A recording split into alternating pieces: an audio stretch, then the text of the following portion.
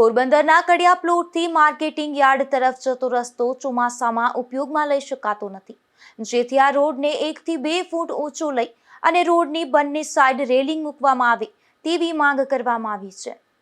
પોરબંદરના કડિયા પ્લોટથી marketing yard તરફ જતો રસ્તો યાર્ડ તરફનો હોવાથી સવારથી જ વાહન ચાલકોની અવરજવર રહે છે। ઉપરાંત આ રોડ પર ખોડિયાર માતાજીનું મંદિર આવેલ છે, જેથી અનેક દર્શનાર્થીઓ દર્શન કરવા માટે આવે છે।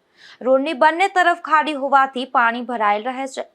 ચોમાસામાં વરસાદી પાણી આવતા આ રોડ ધોવાઈ જાય છે, જેથી વોર્ડ નંબર 3 અને 4 ના સ્થાનિકો અહીંથી પસાર થઈ શકતા નથી। ચોમાસા દરમિયાન પાણી ભરાઈ જતા વાહન ચાલકો પાણીના વહેણમાં તણાઈ શકે છે, જેથી આ રસ્તાનું સમારકામ કરવામાં આવે અને રોડ 2 ફૂટ ઊંચો લઈ રોડની બંને સાઈડ રેલિંગ મૂકવામાં આવે તેવી સ્થાનિકો દ્વારા માંગ કરવામાં આવી છે।